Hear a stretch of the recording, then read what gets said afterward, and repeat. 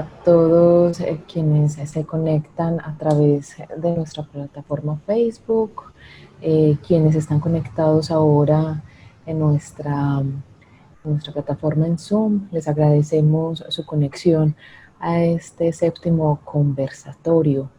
E invito también a la profesora Neila Pardo para que también dé su saludo de bienvenida a esta conversación, profesora. Good afternoon, dear colleagues and friends. With joy, I want to highlight the importance of this conversation session due to its intercultural character and its relevance to structure a scientific reflection. I want to give a respectful greeting to Dr. Hovin Jung and also to Dr. Ji Chan, who is not able to attend this session because of personal reasons. To our distinguished researchers, dear Elia Cornelio, all my appreciation for her rigorous and hard work to organize this session.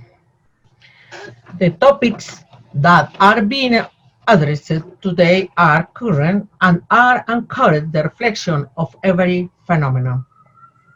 The study of different times of cultural expression for a discursive perspective allows us to understand contemporary narratives, both mediatic and scientific, and consequently formulate alternative point of view for our societies. Welcome, everyone. Hope you enjoy and delight this session. Thank you. Thank you very much, Neila, for such nice words. My name is Elia Cornelio. I will be the moderator today in this session, which is the 7th of the cycle of conversations organized by the International Association of Semiotic Studies and also the Asociación Internacional de Semiótica in Spanish. So we are very excited today because we have a very nice guest, which is Professor Hongbin Yu. We were also expecting the presence of Professor Jie Shang, but unfortunately, because of problems, family problems, he cannot make it today. But I will start the presentation and we can know more about our very important guests, because I think what they come today to tell us is really, really interesting. So what we are going to present today is discursive semiotics. This is the background of Professor Jie Shang. I'm going to read it because he was supposed to be with us, but he had a problem, as we were saying. Professor Shang is a professor of semiotics and literary theory in the School of Foreign Languages and Cultures at Nanjing Normal University in China, and he's also a distinguished professor at Jiangsu Normal University. He is currently Vice President of IASS AIS, Honorary President of Jiangsu Foreign Languages and Linguistic Society, Vice President of the Chinese National Society of Vatican Studies, Director of the International Institute for Semiotic Studies at Nanjing Normal University, as well as President of the Editorial Committee of Chinese Semiotic Studies, which is a very important journal. His main research interests include cultural semiotics, literary theory, and Russian literature. He is the co-author of the paper that we are going to be listening today. Sorry. Give me a second. Professor Hongbin Yu, who is with us today, he is a PhD. He has currently the position of Assistant Professor in Faculty of Arts at Ryerson University in Canada, and he's Adjunct Associate Professor of Language, Communication and Semiotics in the School of Foreign Languages and Cultures at Nanjing Normal University. He has been serving as Managing Editor of Chinese Semiotic Studies and Associate Editor of Semiotica. He's also a Research Fellow at the Institute of Semiotics and Media Studies at Sichuan University and a guest researcher at the Center for Semiotics and Cultural Studies of Shinawatra University. His current research interests include communication, semiotics, narrative, and cognition. And finally, me. My name is Elia Cornelio Marí. I had a PhD in Communication, Technology, and Society at La Sapienza University of Rome. where I had the opportunity to study semiotics with Professor Isabella Pezzini, and I was part of the Laboratorio Romano di Semiotica. I am currently assistant professor in communication at the Universidad Juárez Autónoma de Tabasco in Mexico, and I am managing editor of the journal Emerging Trends in Education. My current research interests include semiotics, audiovisual translation, television studies, and audiences. The structure of this conversation is very simple. We are going to have a brief introduction that I will do, in which I will talk about discursive semiotics in general, and I will also try to present some of my work. Then we will have the presentation called Cultural Semiotic of Jingshen, a Manifesto by Professor Hongbin Yu. And finally, we will have a Q&A session, question and answer session at the end. So let me introduce the topic. I will start with a question. Why do we study discourse?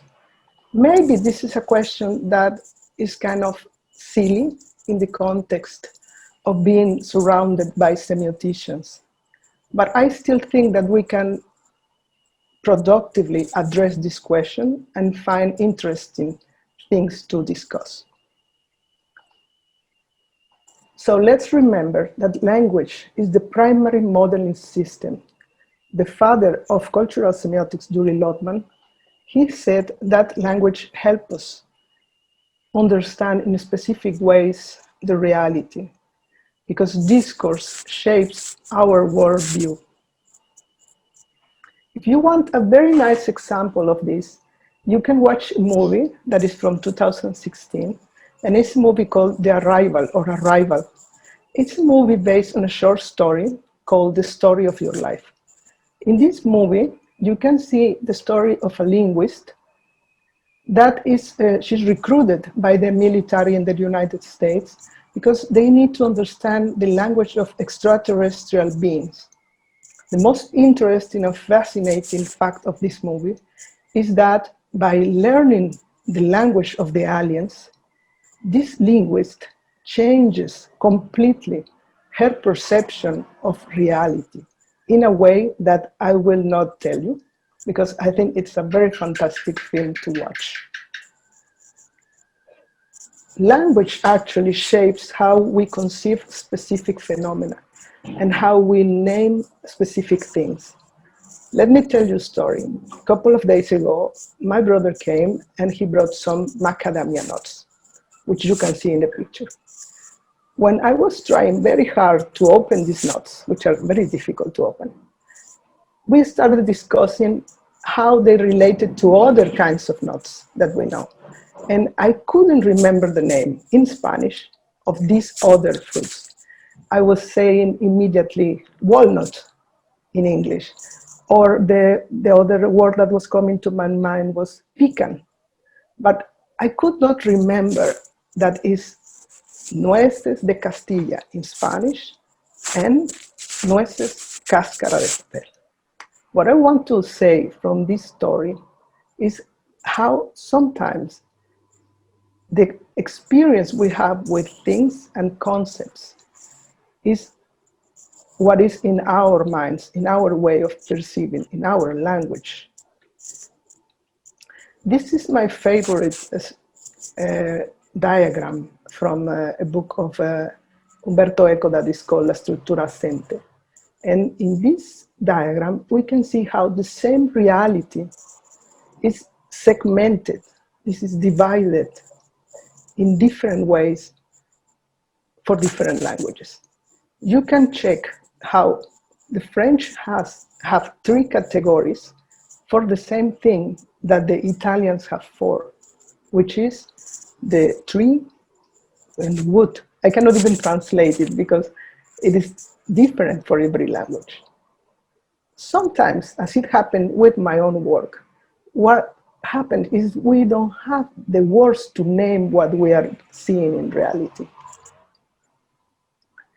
As I told you before, my background is in media and cultural studies. So in semiotics, I feel more of a Padawan than a Jedi master, if we talk about Star Wars terms. My interests are mainly in animation, in television studies, in audiences. So when I started studying this phenomenon, this concern of mine, which is how do we, as audiences, make sense of narratives that portray the worldview of human beings in other cultural settings. How this interplay between the global and the local is taking place, I really couldn't understand because I didn't have the concepts in my mind. So I tried to work first from an audience studies standpoint, and I did a research on how Mexican children watch American cartoons and how they can understand the American specific references that are in those cartoons. I discovered many beautiful things. I realized that children understand the cartoons depending on their cultural capital, as Bourdieu was explaining. I also realized how important is the role of the interpreter or translator, because when a Mexican or Colombian child watches a cartoon that comes from the US, he's not actually watching the same cartoon. He's watching a different version, a translated version. And it's usually done through dubbing, which is doblaje in Spanish. Still, even if I found very interesting things, I didn't have the concepts to explain some of the findings.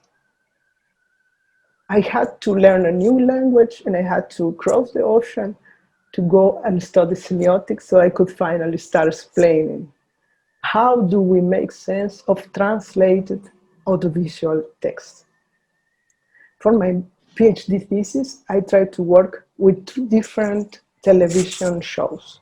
The Big Bang Theory, which I am sure you know, and also a very different one from another genre that is about zombies. I wanted to see if audiences in Mexico and Italy could make sense of these translated narratives of these two very popular shows of different genres. So the other one I studied was The Walking Dead, which was really, really popular and I think it still is. And if you think about them, they are two representations of American society.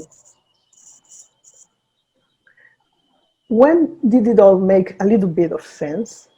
When I finally found the words to name these phenomena, when I found the work of Umberto Eco, who explained to me that in a text there can be an ideal reader, which would be like the target of Mercadotecnia, and then an empirical reader, which is the actual reader of the text. In this case, I wanted to know if the embedded reader, the ideal reader in the text, was similar or dissimilar to the empirical reader. And then there is another fantastic concept that is the encyclopedia, which in a few words is the reference we have, the personal reference we have. And then I also found the other concept that helped me too much, that was semiosphere by Yuri Lotman, and the main concept of translation, which is the one I have been trying all this time to work with. So, to answer our initial question, discourse semiotics make us realize the relativity of our own worldview.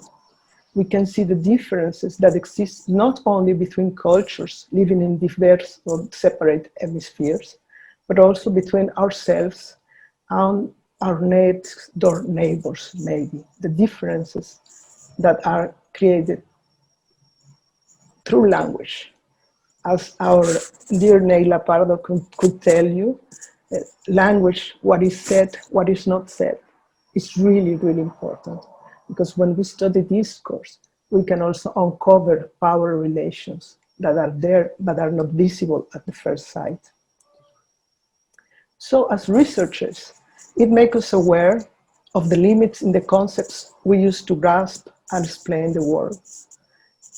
Just as it happened to me, when I found the concept, I could make sense of the phenomena. And this we have to have in mind.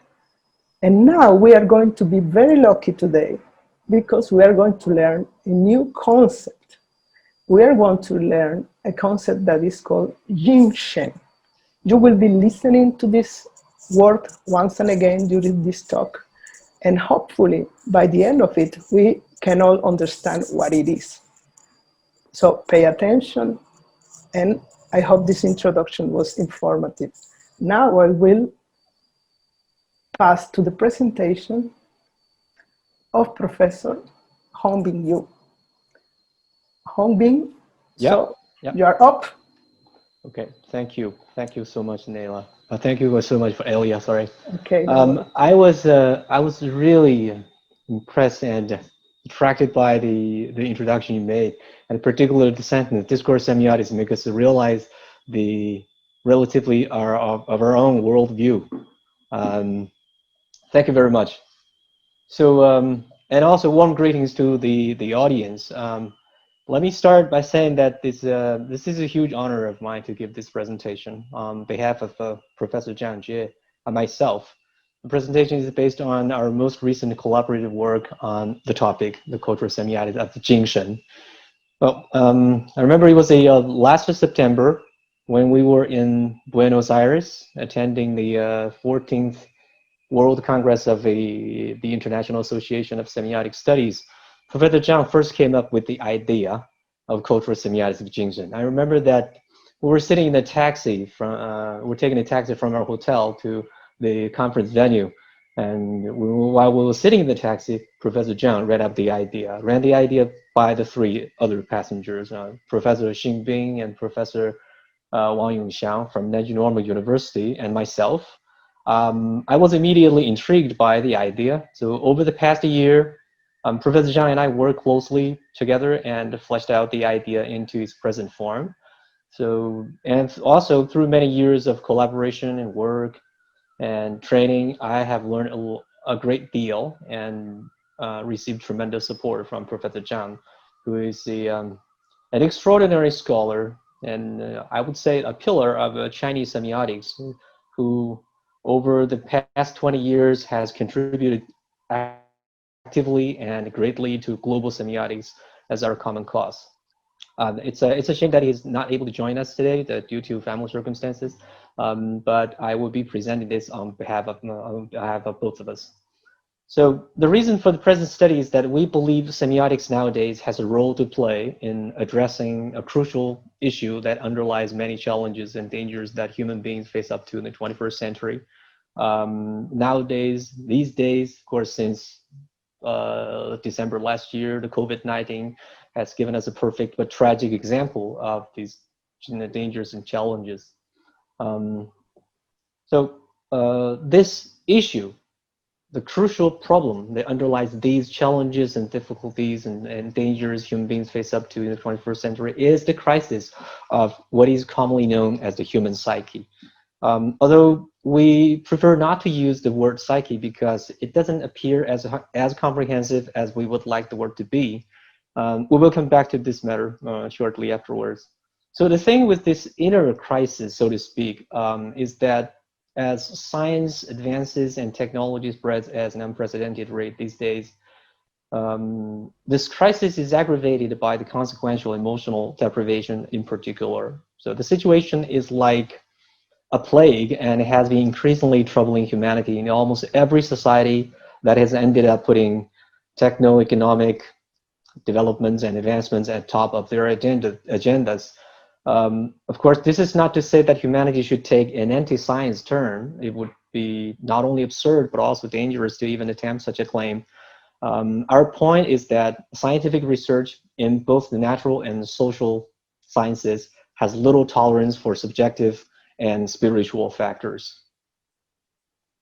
Scientific research aims to simplify complex issues by means of concrete modeling, taking analytical approaches and minimizing, if not altogether eliminating, external factors of influence, so as to arrive at what are believed to be purely objective laws of subject matters. So, of course, the good case in point here we have is the field of semiotic inquiry, or semiotics, which has long been dominated by Western discourses and paradigms of science and logic. All of these discourses and paradigms and approaches of semiotics, they have undoubtedly helped open and shape a unique windows of the semiosis onto the world for us, for humanity. But the problem is that human semiosis, whether or not understood in the original Persian sense, reaches beyond the purview of the sciences. Because semiosis is first and foremost a form of socio-cultural action that truly cannot be separated from the human agency, or to be exact, the workings of our Jingshen.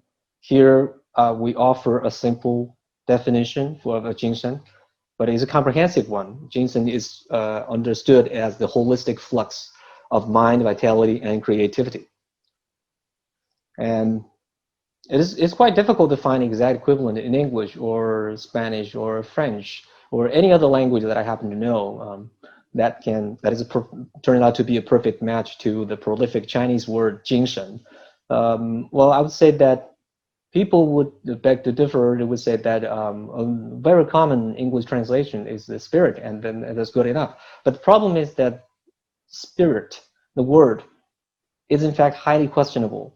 Because the spirit is even more prolific and encompasses many interrelated connotations that are not even included in what is meant by Jingshen. For example, spirit can be used to mean ghost, character, attitude, etc., etc. But what is worse is that the derivatives, two of them, of spirit, that is spiritual and spirituality, the two words are known to be notoriously problematic and intensely controversial these days, especially in the West. This is why we didn't actually strive for a translation of the word Jingshen into English or any other language. By contrast, we did find that such words as pneuma and Geist, each with an origin in a language other than English, are perhaps the closest in meaning, even closer than this word spirit to Jingshen. But both of these two words, they also have their own connotations and that do not apply to the Chinese word Jingshen. This is a perfect example to what Elia just said, which is also related to the familiar concept we have in linguistics. It's called the linguistic relativism, or some people would prefer the radical version, linguistic determinism, for the words like help us understand the world, right? The language helps us understand the world in language-specific ways. Well, like I said, the two words like pneuma and Geist, they have their own connotations. And for example, pneuma can literally mean breath, and Geist could also be understood as ghost. So in our study, Jingshen is understood as holistic flux of mind, vitality, and creativity. And we believe that there's no need for an English translation or something like that. Maybe this is new. We prefer it to be a neologism. Maybe that in the day, someday, you know, the word will stay and people will get used to it and then it becomes a new word.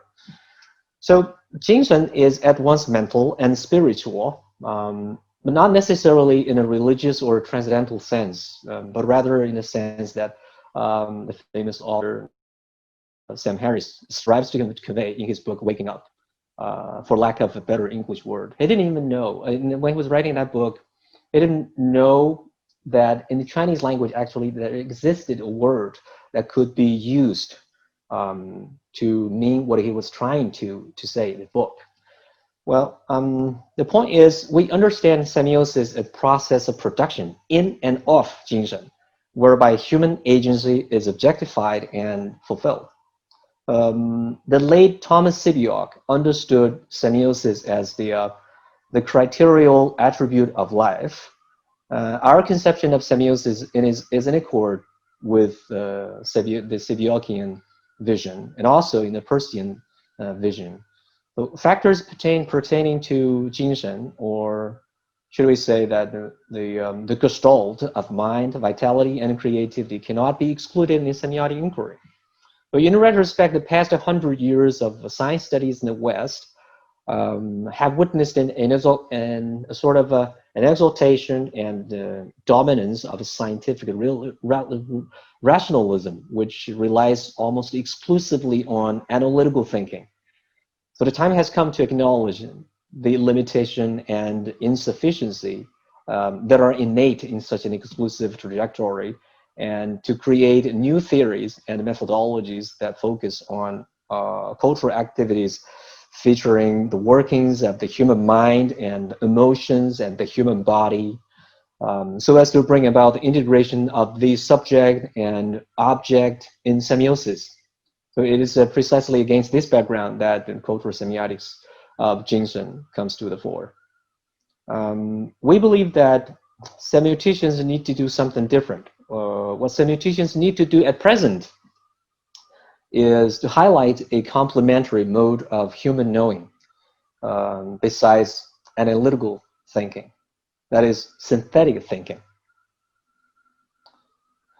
Well, synthetic thinking should not be regarded as a sort of antidote to analytical thinking, because it is impossible for human beings to go without analytical thinking, right? But our intention is that we need to achieve a reasonable balance or equilibrium between the two kinds of thinkings. And one of the best and earliest sources of this mode of thinking, synthetic thinking, can be found in the well-known Lao Tzu, or also known as the Tao Te Ching or Tao Te Ching, in which we can see that 人法地，地法天，天法道，道法自然, which can literally be translated into something like the people model themselves on earth, the earth models itself on heaven, and heaven models itself on the way, and the way models itself on 自然. Well, 自然 can be roughly translated to naturalness, and spontaneous is spontaneity. We believe that this beautifully written passage in Lao Tzu unravels precisely what is known as one of the most important philosophical achievements in Chinese philosophy, in the whole history of Chinese philosophy. The message is 天人合一, that is human oneness with nature, which is believed to have originated in another very famous ancient document that is called the I Ching. Some people in the West, they mispronounce it as I Ching, but the words is spelled as I Ching. It is based on the conception of human oneness with nature that the cultural semiotics Jingshen sets out to promote the idea of personal freedom and to seek harmony, not just between the human and the nature or the natural, but also between individuality and sociality. In this enterprise, semiotic inquiry or semiotics should be seen as a crucial means of uncovering the complex connections among various cultural activities fulfilled by human Jingshen. What we expect to achieve in this endeavor is a new research paradigm of diversity and unity, which are not cogently supported by the purely and exclusively analytical semiotic inquiry, which is the norm, or which has been the norm over the past 100 years. But analytical thinking in contemporary semiotics, which takes the form of scientific reasoning in logical inference and conceptual analysis, has much to contribute to our understanding, but not without serious defects. So the serious defects can be seen everywhere. What is missing in this mode of thinking, for example, is the equally important and often more prevalent mode of knowing. This is what we call here the synthetic or the xiang knowing, the dynamic, holistic, sometimes intuitive, and quite often, I would say, visceral flow of thought.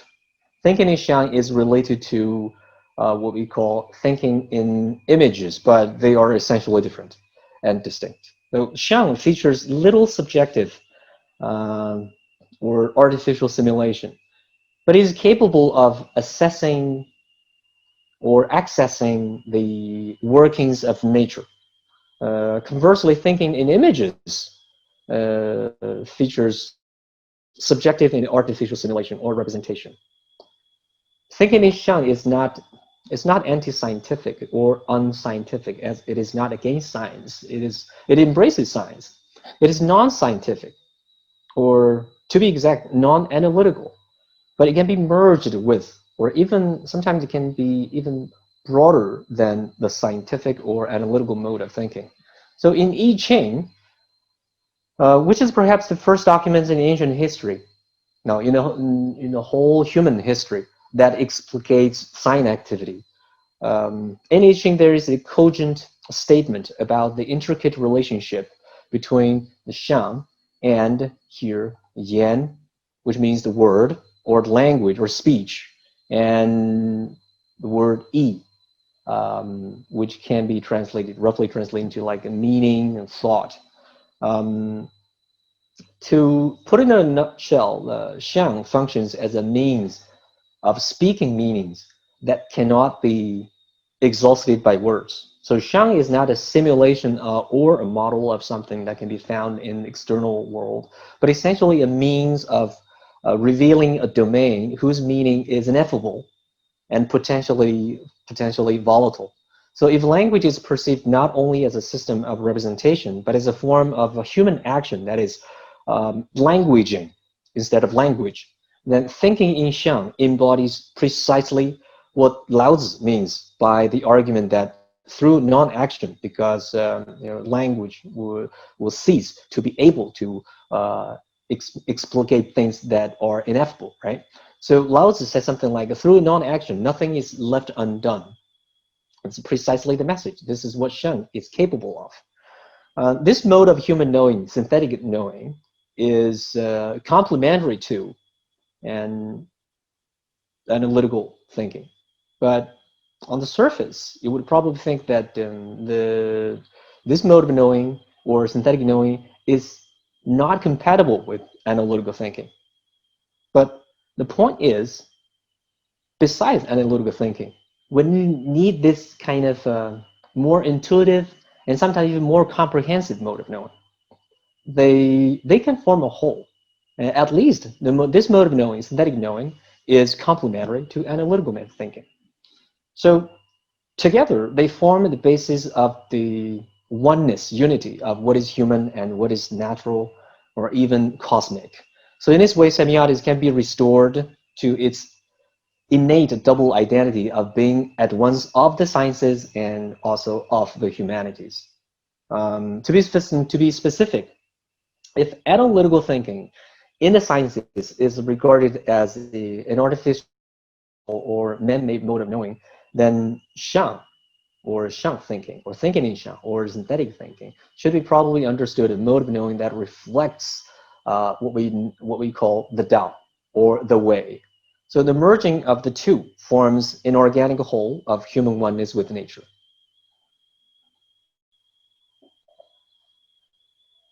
This is why we need both of them, the analytical thinking and the synthetic thinking, together to form the human oneness with nature.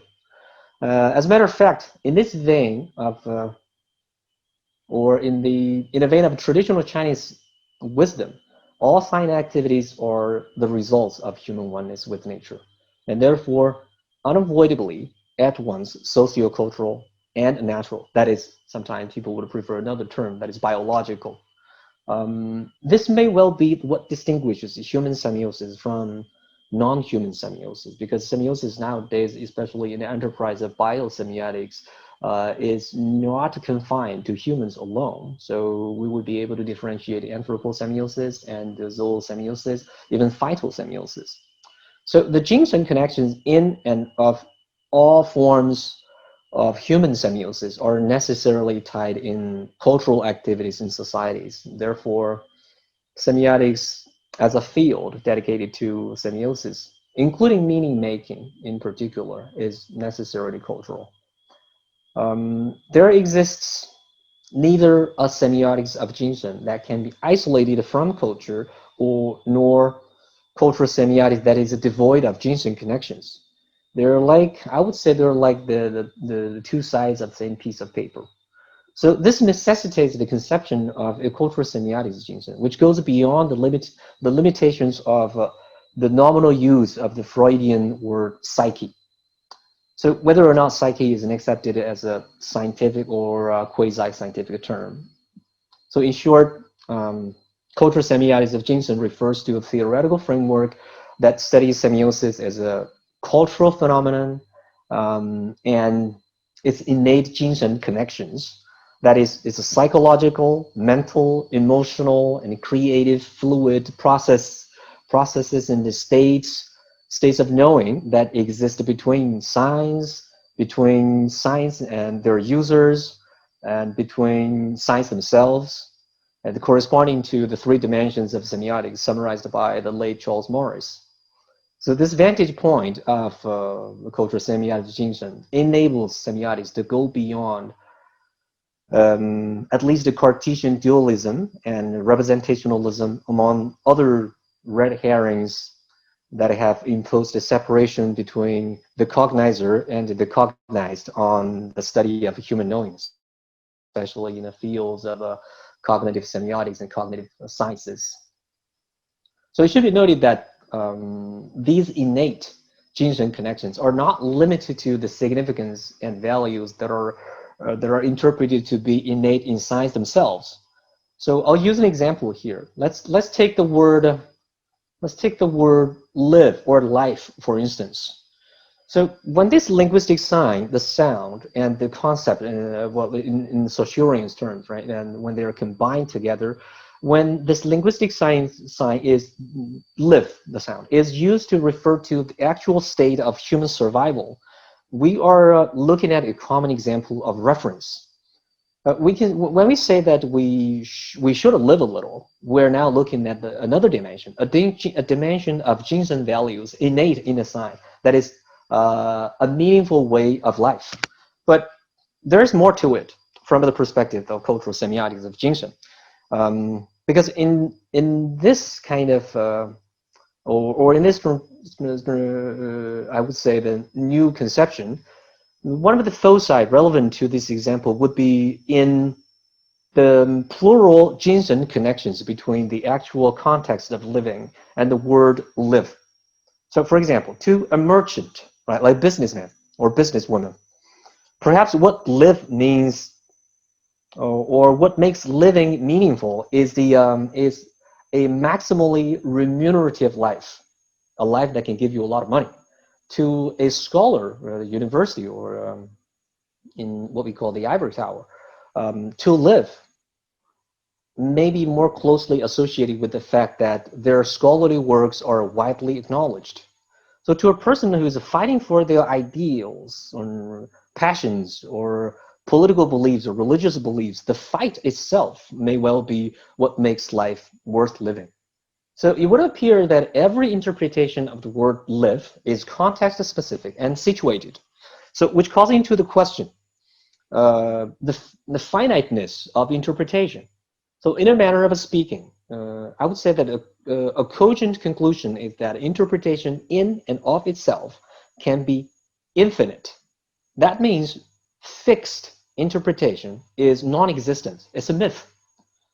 But behind and coupled with this state of non-existence, there is existence, a perfect manifestation of the Tao, if I may. That is the natural process of free interpretation that liberates, so to speak, the meanings of the word live in our example here.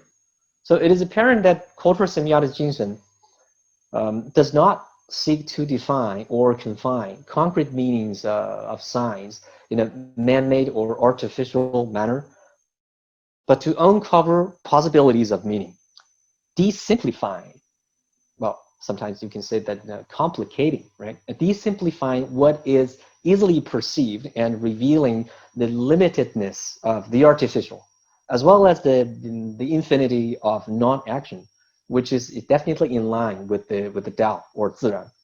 Or to put it, we just translated Ziran into two English words that I think would match most closely in meaning if they are put together: naturalness and spontaneity. So if the two words are put together, we can roughly say that, well, you get the meaning of Ziran. in the context of Laozi or Dao. So if we examine a bit further, particularly in terms of time, it becomes clear that the Tao is also manifested in the infinity of change. It suddenly comes to my mind that the Greek philosopher Heraclitus and Laozi, they had a lot in common, especially this, the infinity and the perpetuity of change. That is, change is unavoidable. It's probably the default mode of human existence, right? So they further attest to the limitedness of the artificial. Historically, the relationship between science and their objects can constantly change.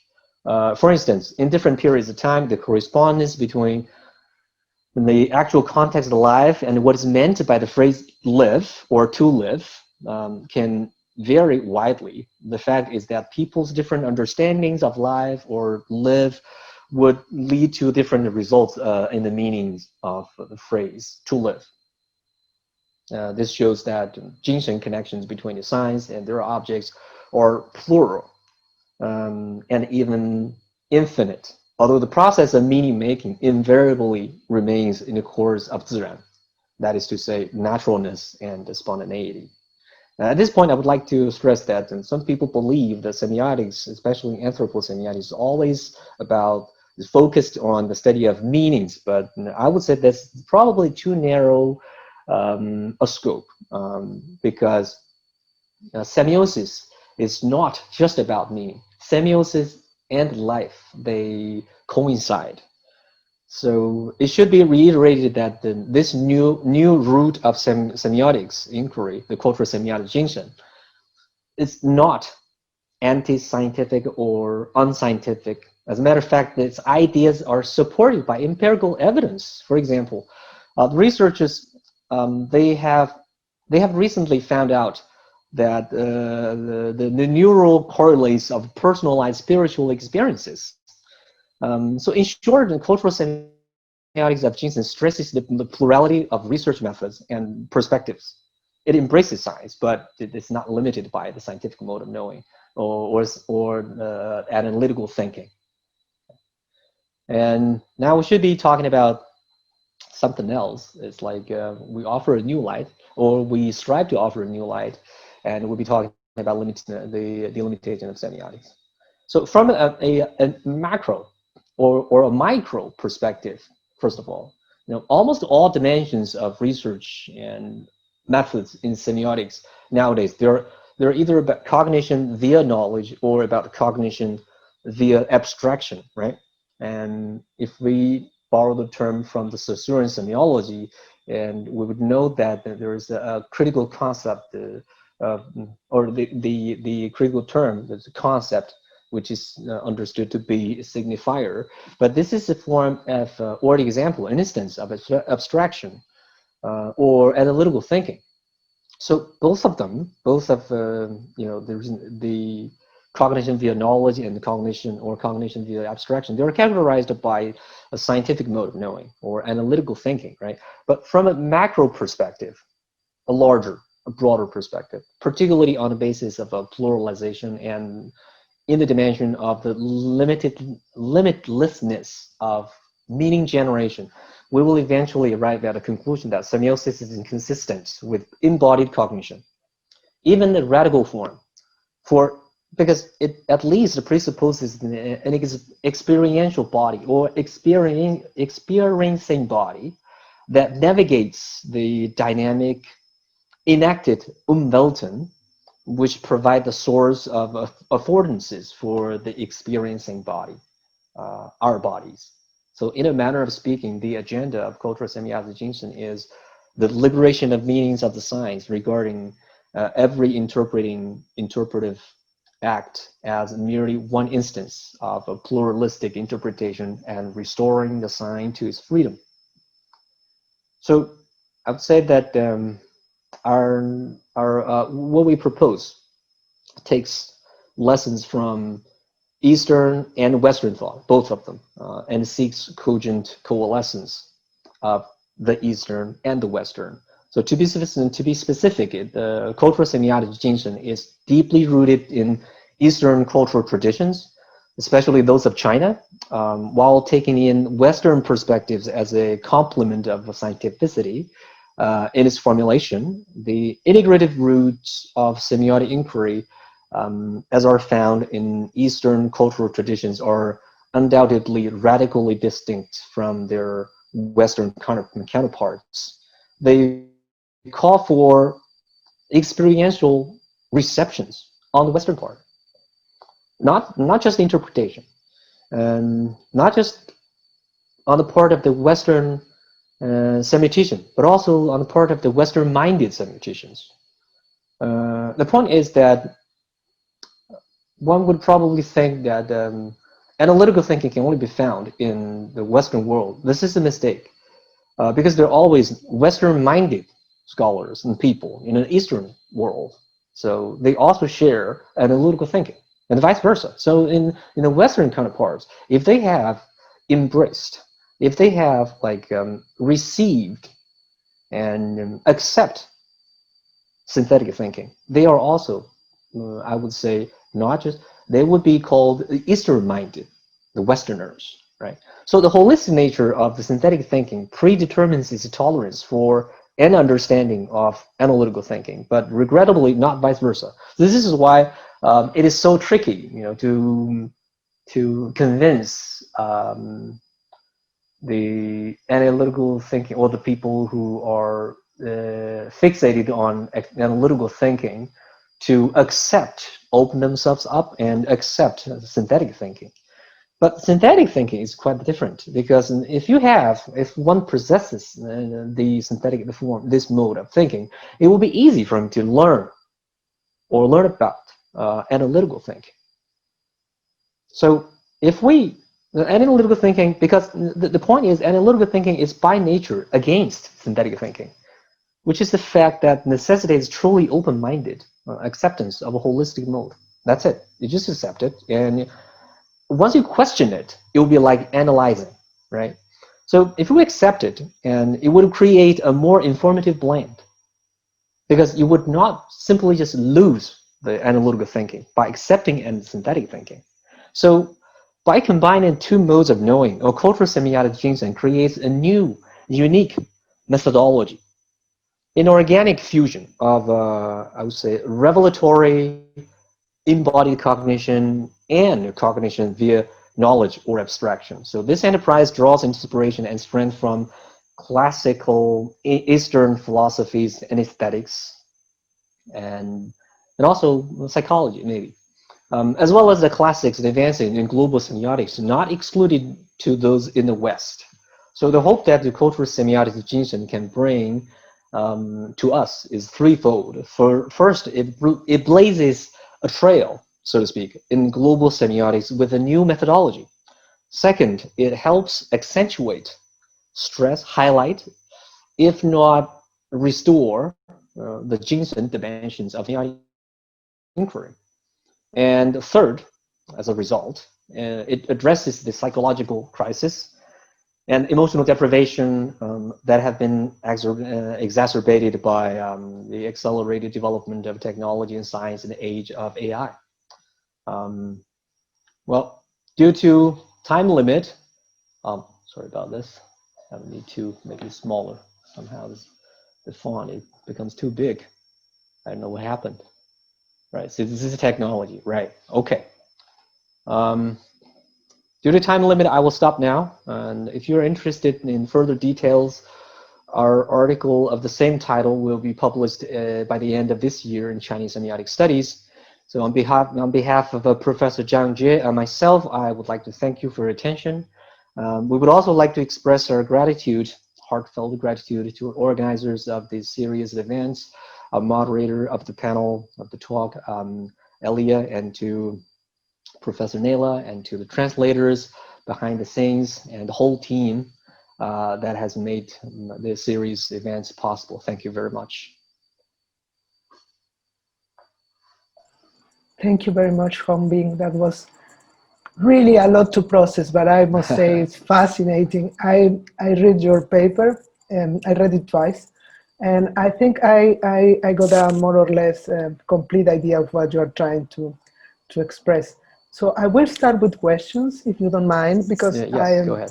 Yeah, I would like you to tell me your opinion, because when you are trying to describe this synthetic way of thinking, you know, thinking in images, I immediately got reminded of the studies in neuroscience that talk about the different functions of hemispheres.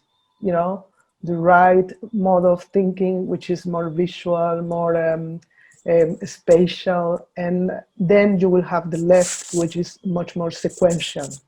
So I would like to know if you're already putting together these ideas, because you already talked about neuroscience. Yes. Yes, thank you very much for the question, Elia. I remember when I was still an MA student at Nanjing Normal University, one of our professors on cognition was teaching us the cognition and showed us an article.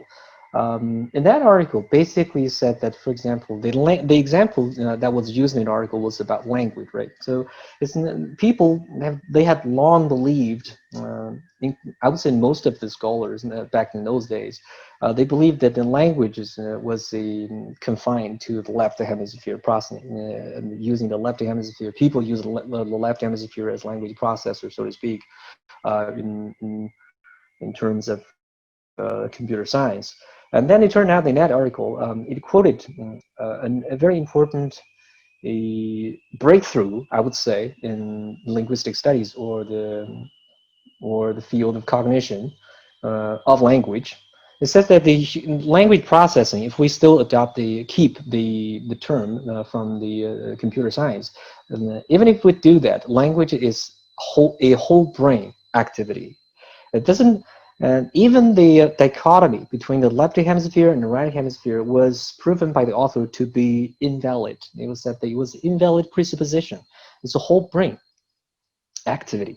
So, and we found that intuitively correct. And then I was very interested, and I kept doing a little bit more research, and I found out that perhaps the author was really right, you know, in pointing out that the human beings, they do not actually just rely on a part or compartments inside their brain to process language, because language, I would say, is but one example of semiosis. And semiosis itself is already complicated enough. If we talk about a language as the most complex system or semiotic system that human beings have, I would say that probably we should not just be fixated on the hemispheres. Yes, I understand. I was trying to understand if this concept you call, how do you call it, xiang? Xiang. Xiang. If it has anything to do with these conceptions of hemisphere. No, in general, you are talking about the whole brain then. Okay. Well, yeah. But if we still choose to stay with the dichotomy, left and right hemisphere, I would say probably Xiang, or part of it, could be identified in the right hemisphere. Yes, the one that is more spatial and more, not say creative, but yes, more related to painting and to drawing and to all these things. Okay. Another example that I think that would be pertinent is that many of the authors or scholars in the fields of neuroscience, that they have chosen to study monks, like the people, or other people who not monks, but they who choose to do meditation on their own. And over the years, many of these studies, they have found out that if people practice meditation long enough, this practice does not necessarily enhance their right hemisphere or left hemisphere. It will enhance a particular part of the brain, that is the hippocampus area, or I would say the gray matter. Their gray matter would be thicker through years of practicing meditation. So that proves something. Semiosis actually, or languaging, or thinking in Xiang in particular, would prove to be conducive to the well-being of at least the brain. Okay. So I really like this concept that you use, languaging. You know, how could you connect it with what we have been discussing prior? I mean, the idea that the language of a particular culture shapes the way we see. Because one of the things that came to my mind when you were proposing this Jingshen was how sociocultural it is how socioculturally it is, you know, because it is a Chinese concept that in a way is trying to connect with the Western way of thinking, but isn't it still very Chinese in nature? Very good question indeed. We're talking about, again, we're talking about the linguistic relativism. So I would say that sometimes we would have to admit that linguistic relativism is probably one of the most brilliant ideas that have ever been proposed in the field of linguistics. So yes, I remember that when I was doing my PhD thesis, I tended to think that the language did not shape our thought that much. But nowadays, I'm starting to believe it again. It's like, because, well, if we use the word languaging, we think of language use or using language not as an abstract system, but as a way of being or acting or existence. It combines both dimensions of the physical or biological processes and what we believe to be the mental process. But the fact that I'm already using these two terms separately presupposes, you know, the validity of the Cartesian dualism. But I think that we should just simply get rid of it.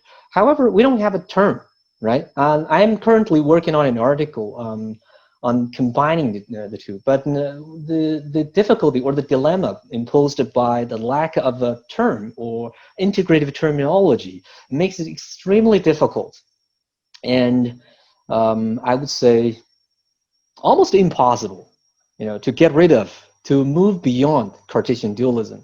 But the word languaging somehow captures the gist of what I was going to say, what we're trying to say.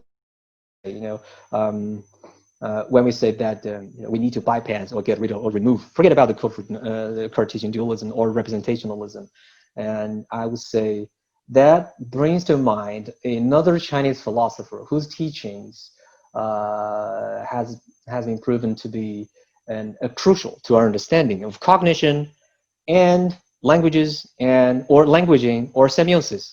His name was Wang Yangming, and the article I'm working on is based on the Wang Yangming idea of the integration of knowing and action, or the mental and the biological, or the physical. And then we can actually invent one word. Well, I haven't figured out how to find or you know, is there a possibility that such an equivalent exists in English or other languages? To my knowledge, it doesn't, but we'll see. So it's interesting that you mentioned the word languaging. This is what I liked about it. Yeah, I really like it. I was about to ask you what would be the role of language in the semiotics of Jingshen, and then you said languaging, and I said, okay, that's it. I will read a question that is from Jorge Eduardo Urueña, who is our dear friend. So I will read it. For Professor Hombing, it is fascinating this way about the new lights in the semiotic studies approach. Just I have a question. Yeah. Don't you think the meaning could be part of something more big or bigger, as creations which come from feelings and emotions? Is it possible to understand the meaning as a way to transform our lives through the creation as art, performance, or anything that helps to grow up like a community? And then he says, I say it because in Colombia you could see several communities working in their pains and hopes after the war, and just the community could be something is special, have meaning, when this could be expressed through the artistic creations, the feeling, the content in the feeling of these creations. Thank you very much for the brilliant question. It immediately got me thinking. Well, it actually touches on a couple of fields or a couple of different approaches to semiotics or any science system, particularly language. If we talk about a meaning generation, we're going back to sort of a narrow defined version of semiotics or linguistics. I would say that, first of all, when I started off as a young semiotician, like 13 years ago, I thought of meaning as like kind of a message-like thing that is carried by a parcel. It's like you open a parcel and say, then voila, the meaning is there, and that's it. So that is actually quite limited understanding of meaning. But if we use that version of idea or this kind of approach, it can prove to be quite handy. For instance, in terms of artistic creation, if we create like the author or the creator of the artistic artifact, right, intends to, if they indeed try to convey a meaning as a parcel-like kind of thing, right, and they expect their audience or readers or viewers to capture what you're trying to say, that brings to mind the famous dichotomy between encoding and decoding. That's it. So if we think of meaning generation in terms of the simple dichotomy like decoding and encoding and decoding, there you have it, right? But there's also another, well, I would say the other end of the scale. On the end of this scale, on this end of the scale, you have decoding and encoding. On the other end, you have interpretation. So interpretation is invariably open-ended. Some people, they claim that the greatest art or work of art is one that would make it possible to have or to generate limitless, infinite meanings or interpretation. And probably the authors or creators of this work of art, they don't even know what they were trying to say. And they just, give something or create something, put it out there, and everybody can view it, and everybody can appreciate it, and then everybody gets a different understanding. So that's the other end. Probably we're sliding or gliding in between. But if we talk about community, and for example, these days, in the face of COVID-19, we need a spirit or a Jingshen of a community, right? We need to support each other, and we need to be mindful of each other, not just going out to the streets and yelling that I need my rights, because at the same time you're dealing with an invisible enemy, and we know by the mode of analytical thinking that this virus kills. But the one thing that is not for sure that would it kill you if you contract this virus, right? That's the point. So there's an analytical thinking. But if we think of in terms of a holistic or integrated, I would say synthetic thinking, and we're dealing with something different, you will probably be able to find inner peace at the same time. So in terms of the community or meaning generation or meaning sharing within the community, I would say that probably we should not get rid of or be fixated on either of them. We probably need to have the two ends. Because sometimes information should be, I would say, we need to have a clear understanding of the meaning or message. At the other end, we also need interpretation. I hope that answers the question. I guess that's a very big question. It's also, yeah, that's a big question. Bertolco was trying to talk about that, the limits of interpretation, the opera aperta, all of this. You mentioned several of those ideas. I will pass to another question. This is from Omar Paredes. And then he says, first of all, it was a very interesting talk, a lot of ideas that were floating around. Now I got connected. When you like opposing languaging to language, you made me remember the Maturana notion of conversar, which would be to talk more freely, let's say, against platicar. Now I am in a big problem because I don't know how to translate this. It would be, conversar would be like chatting, probably. And platicar would be like talking. Maybe Sergio can help me out. What he means is that the channel of communication is not only the auditory one, but other sphere that is around us, not the umwelt. Yeah. So he's trying to equate languaging and language to the ideas of conversar, chatting, and platicar, which could be like talking. I don't know, do you have any idea of how to? Well, first of all, I'm not sure about the Spanish words, you know, and if they are translated into English, would they still mean the same thing as the Spanish? That's the point. So if I am to differentiate between language and languaging, is clear, because I would say in Southern Denmark University there is called Stephen Cowler. Stephen is particularly into the radical version of embodied cognition, and they are avid supporters and very strong supporters of embodied understanding of language, especially languaging. They prefer the word languaging to language, because they believe that when we use language, and when we hear or when we utter, sentences, we're not simply producing an abstract system. For example, a very simple example would be this. I would say that before this talk today, I prepared a lot of words and a lot of the slides and a lot of information that I thought I would probably use. But I never learned, because it never worked like that. When you talk about, when you actually talk, you're engaged in a sort of improvising state, a state of improvisation, right?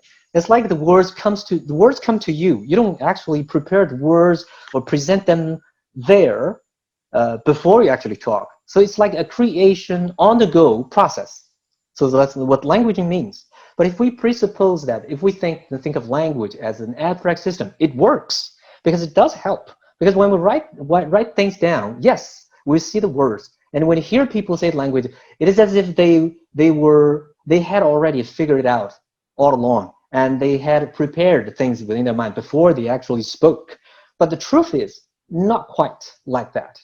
Because when you actually say things, you get the vague idea or direction, sort of, I would say probably a form of Jingshen in there you knew as a kind of gut feeling or a hunch that you would go in some direction.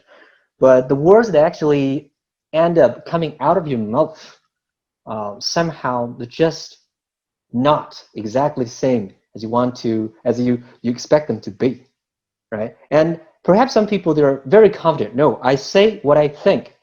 It's actually an instance of classic instance of a Cartesian dualism, because I say what I think.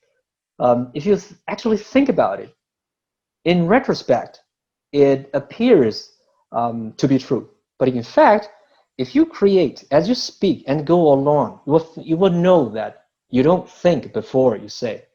Well, you can't think before you say things or use the language. But once you actually say the language or sentences, it turns out that you're not saying the things that you exactly wanted to say in the first place.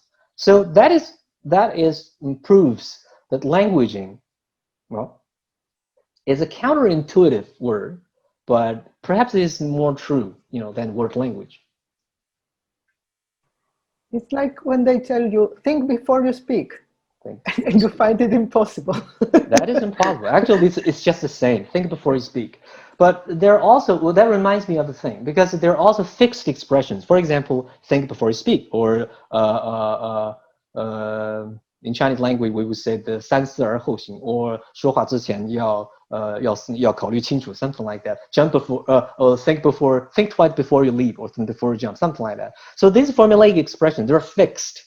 Well, once we have learned, acquired the fixed expressions, somehow they're stuck in our so-called repertoire. And I would say that kind of repertoire is also a combination, or I would say, to use a metaphor, a pool of knowing and action at the same time. And it's like it's already deeply embodied. They're deeply embodied in your being. And once you get to say them, they're fixed, and you can say them out loud without even thinking too much. Daniel Kahneman, in his ideas or theories, I think what we just talked about has a lot in common with his conception of his system 1. It's like automatic, effortless ways of knowing and thinking and action. Yeah. I'm just reading that book. This is fantastic. Yeah, I'm just it's a reading fantastic the book book. of That's Daniel right. Kahneman, yes. And I was about to tell also about the idea of lack of, you know, the Yes. metaphors believed by, you may Yes. remember Yes. them. Okay, Yeah. I will go for a second question. Okay. They are asking, Omar Paredes is asking, if Jingshen is like a simplexity approach to semiosis. I guess it means simple and complex at the same time.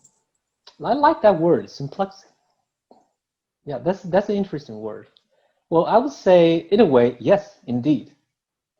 But Jingshen is it pertains more to the domain of the mind. But like I said, I tend to not think of the mind as being separate from the body.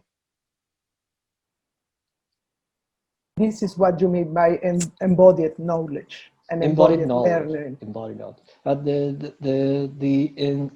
sometimes awkward, the awkward situation, even sometimes embarrassing situations, that we don't actually have one word, a fixed term that can capture knowledge and action at the same time. But we do have one word. That word cannot be. It's not readable in Chinese. It's a character.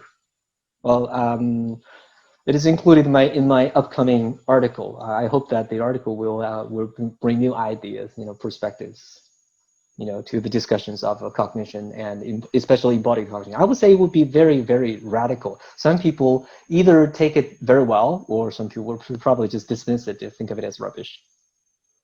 Okay. Okay, I will read. I have a question, says Elisenia Monsalve. If you could talk about transduction. Transduction. And they say that this word in semiotics and multimodality is called transduction. I don't know if he remembers, he's talking about languaging probably. Yeah, it reminds me a lot of a recent article I read about embodied cognition, or different schools of embodied cognition. Multimodality is definitely a very important, and I would say semiotics proper. Although I would say that it probably first appeared in linguistics, but that is not. That doesn't do the word justice, because multimodality is definitely semiotic.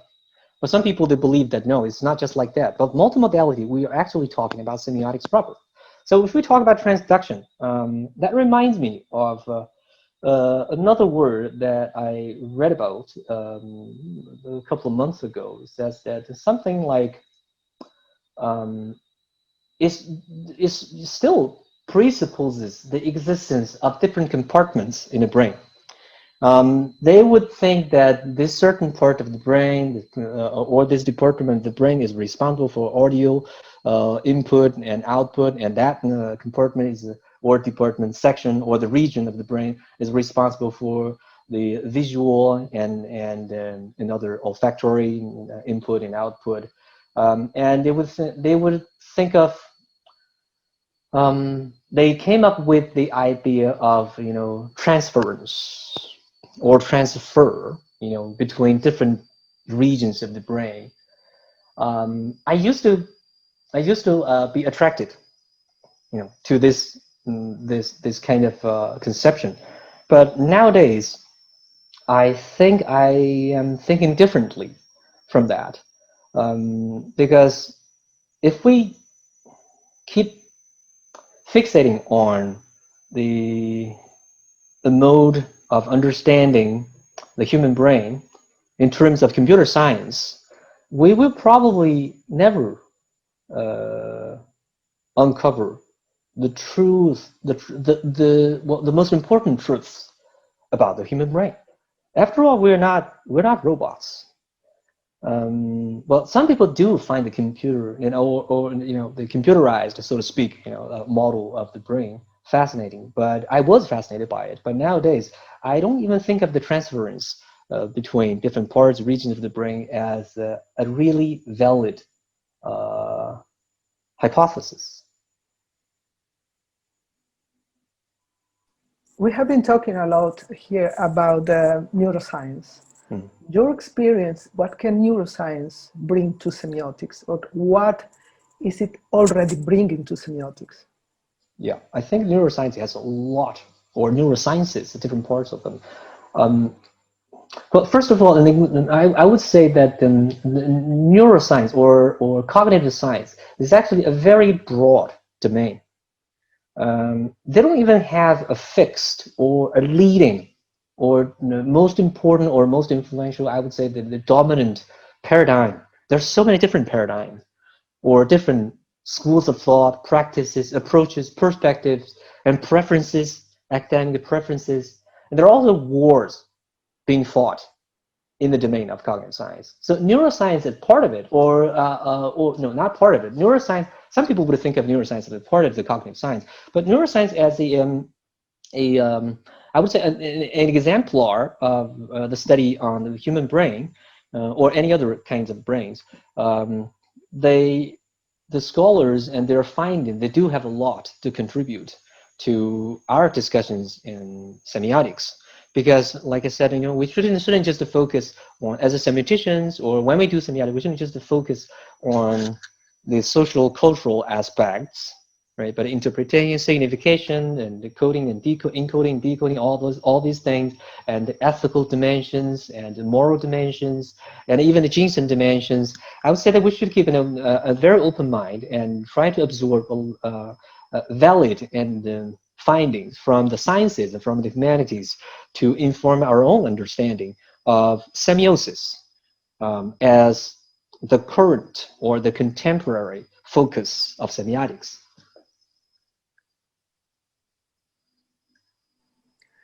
Omar Paredes is saying, thank you very much for the answer. He will be looking forward to your Jingshen work. Thanks. And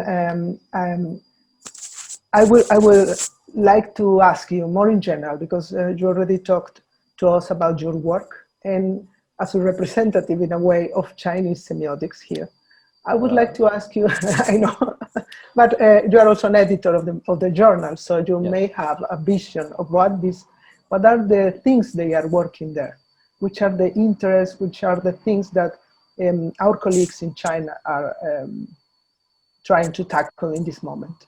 Yeah. That reminds me of a conversation, a couple of conversations. The president of Professor Paul Copley, Middlesex University, who is our president of the International Association of Semiotic Studies. He and I had a couple of conversations about the progress of the semiotics globally. And he jokingly, I believe, he said on occasions that semiotics or semiology in Europe was failing or fading, and we have a rising star, Chinese semiotics, and which was going to be a huge, I would say, headquarter or stronghold of semiotics for global semiotics. I agreed, and I was really impressed by his observation, very keen observation. The thing is that a lot of interesting and significant activities have been taking place in China within what is generally referred to as Chinese semiotics. I will not say that I am a representative of Chinese semiotics. I'm just part of the bigger enterprise or common cause, so to speak. We have at least, the last time I was in China was late 2019. I came back to Toronto earlier this year. The last time I was in China, there were 7 major research centers in China, or one in Nanjing, where I used to work, and Nanjing Normal University. And there is an International Institute of Semiotic Studies led by Professor Zhang Jie. I'm also part of the team. There was also one in Sichuan led by Professor Henry Jihen Zhao. A quite solid scholar and a prolific one, and quite influential as well. In Sichuan, they have a huge team on semiotics. And in Tianjin, Suzhou, and Lanzhou, and Shanghai, And I would say also another one. Where's the other one? I can't recall now, but there are 7 major research centers, at least in China. Last time I was there were 7. And they have produced book series of translated books and articles and journals. Chinese Semiotic Study was the first international journal on semiotics that was published in English in China. But the publisher is De Ruyter, and we're now having more international journals of semiotics in China. I think recently in Sichuan, they have announced a launch of a new journal in the English version of the journal. It's called Science and Media, I guess. Yeah. Yeah. So I can expect they study publicity and they study media and they study language and yes, topic. Yes, indeed. I would say that as for the topics or the themes or subject matter of semiotics, I would say that almost all subjects of semiotics globally, can be found in China. It's a massive country, and even they have massive teams. Yeah, I imagine it's huge. But maybe I thought maybe there is I don't know, maybe cultural semiotics is the definitely cultural semiotics, cognitive semiotics, literary semiotics, semiotics of communication and media, semiotics of advertisements, including in semiotics of communication and media, also semiotics in philosophy, and all sorts. All sorts. Yes. Okay, but I don't think we have any more questions. Is there any other things you would like to share with the audience? Well, indeed, thank you for reminding me of that. I would probably, I would like to invite the audience and out there to contribute to Chinese semiotic studies, the journal, because although it is called Chinese Semiotic Study, but it's open to the world, and we have a quite open Jingshen. So I think even if it's still early, I think we can be closing this conversation because yes. It has been really, really a pleasure for me to be talking to you, Hongbin, and to make your acquaintance because it has been very productive, I think, and enriching. And I would like to thank Professor Neila Pardo, of course, and I would like to thank Jorge, and also the fantastic team of translators. They are really, really fantastic. Indeed. So I would like to close this conversation, and I think Professor Plesty will talk to us now. Hello. Hello, everybody. On behalf of the organizers and our presenters, I thank you all for your participation. I thank you also for the honor of hosting this academic scientific event today. When Professor Elia presented the samples of the different kinds of nuts, I considered that the most important thing was that specific context that delimitate the discursive and cognitive circumstances at that moment. Therefore, for my specialty, the general theory of terminology in context, I consider that also when we don't have an equivalent in another language, the picture or the definition of that concept will help us to explain others what we want to communicate. Also, new concepts or neologism like Jingshen are important to understand in cognitive and social contexts, and not as simply written words, but from the interpretation of images or pictures that generate their sensations, memories, feelings, and specific position in the social or geographic environment of each person. This is the core, I guess. Professor Hongbin relates that the IKing in the process and his conception is very important.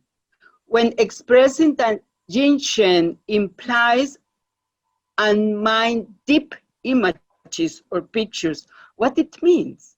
Where come that picture from? From brain or feelings or heart?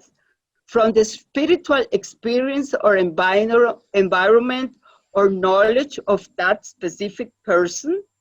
I myself, I love the hiking. I love Very it. good.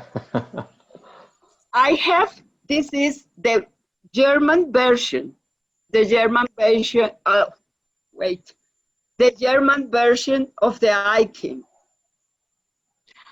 And I think this is a very nice example for the definition of Jingshen. Vogelmann, the German translator, have to make a retranslation. It means to translate again from German to Chinese, and only when he could match the original, the Jingshen of Aikin was doing. That kind of retranslation was done 10 years long. And he was working on it until the Gestalt integrated the root or core of the Aikin.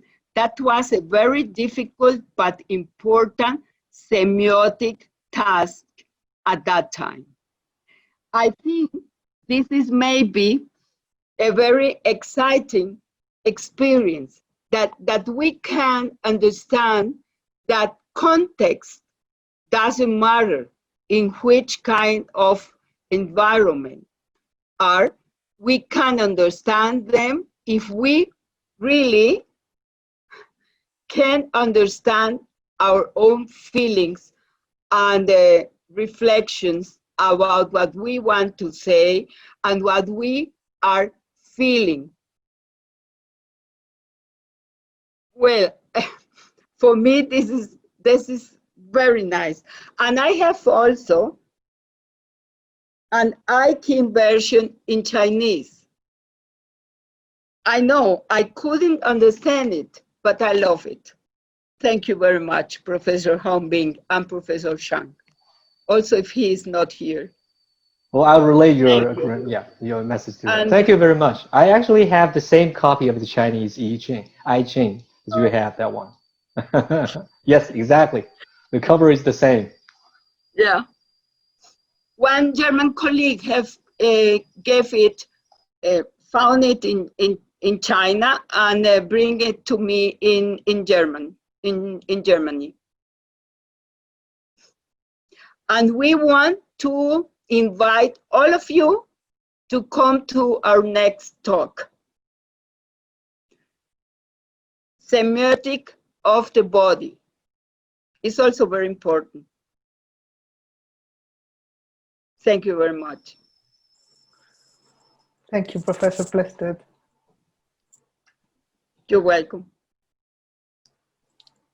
So I think next talk will be semiotics of the body. I think it will be very interesting. I can see that Professor José Enrique Finol from la Universidad de Zulia is going to be present from Venezuela, Paul San Martín de la Universidad Estatal de Cuenca, Ecuador, y Jorge Urueña, nuestro Jorge Urueña de la Universidad de Antioquia in Colombia. So thank you very much for everything, and I think it was a great experience. Thank you. I'm glad, and I'm really grateful for this opportunity. Thank you very much, Eli, and my gratitude to Professor Plested and the whole team, and Professor Neil as well. Right. So, and in the face of COVID-19, in the times of uncertainty, I hope that everybody keeps safe and keep up the Jingshen. We will.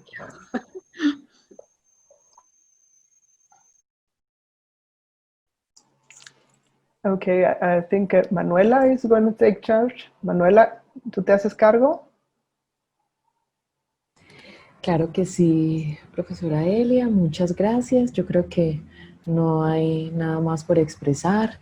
desde la sala de Meet, que estuvieron conectadas a más o menos 20 personas. Muy buenos comentarios, diciendo que se enamoraron de esta conversación. Muchas gracias a todos nuevamente y nos vemos dentro de 8 días, martes 22 de septiembre a las 10 de la mañana. Muchas gracias de nuevo y seguimos en contacto. Profesora Elia, muchas gracias, y el profesor Hombing también, muchas gracias. Profe Plesten, seguimos conversando. Hasta luego. Feliz noche.